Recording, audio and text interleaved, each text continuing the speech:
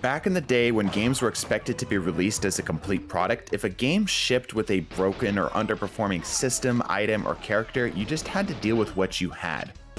Melee was a game, I swear this applies to Destiny. Melee was a game that has been so meticulously pored over by hardcore fans, and because the GameCube wasn't connected to the internet, an established tier list has been all but set in stone. The sheer volume of time players have spent in this game at nearly every skill level has seen players play almost every permutation of every situation of every matchup, further lending credit to the robustness of the tier list of Melee. But now flash forward 20 years into the time of Super Smash Bros. Ultimate. The tier list of these characters, despite being very useful, is mostly chaos, as big names and professional players still 3 years later haven't been able to agree on a single monolithic ranking system. And this is of course in part with how fresh the game is by comparison to its predecessors, but also with the introduction of an incredible new invention called patches. The game has always been in a state of change. Because developers can now go back and fix the crappy things their game has or was rushed out the door with, or was overlooked during testing, it opened up a whole new world of possibilities.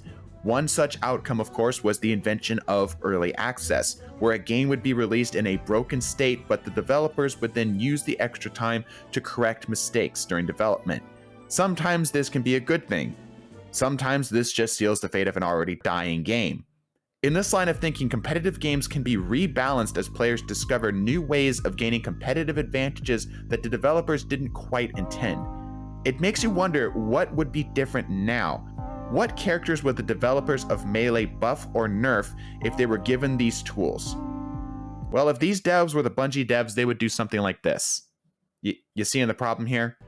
What's confusing to me is how inconsistent and random the quality of these patches seem to be.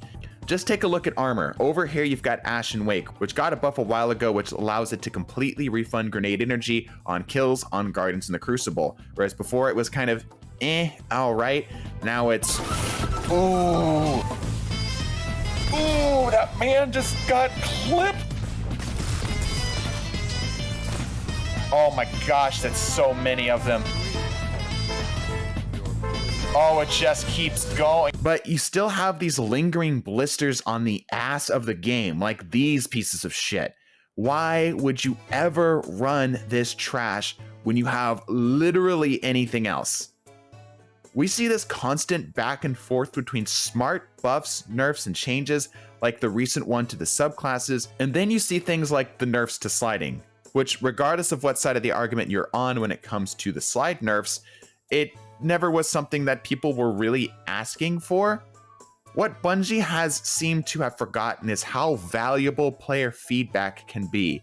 One of the most overused phrases in the communication between players and the devs is the classic, "We're listening." Like these assholes over here. Oh man, oh I hate these guys.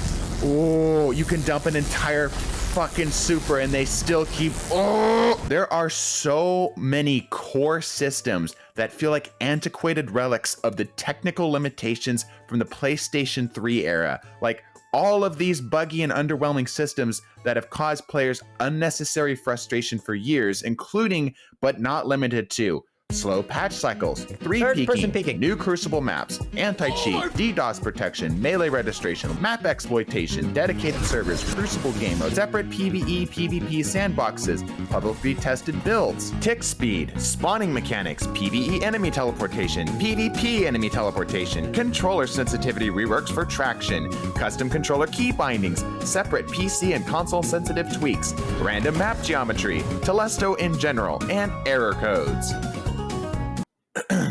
Some of these things are things that Bungie has addressed, but most of these things have taken over 6 to 7 years to finally fix. The unfortunate part for Bungie is that the things that do get addressed finally tend to go under the radar. We tend to focus on the negative as just human nature is just that way.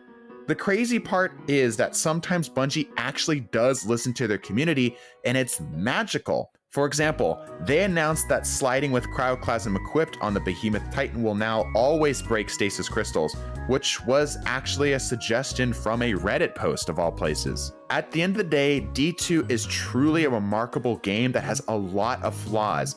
But because the team behind it is so talented, their product is consistently outperforming anyone who has tried to take the title of Destiny Killer. Despite these games having fantastic teams behind them and solid games to boot, never has any game truly captured the magic that exists within Destiny 2. There is a reason players keep coming back to this. But holy damn, are some quote-unquote features getting old. All of these issues really become apparent right now as everything is at a low and at the end of the season. And we have one more pre-release TWAB before these changes actually go live and we get to try them for ourselves. And there is a lot more positive that I haven't focused on in here. My hopes going into this next season are high, but my expectations are low.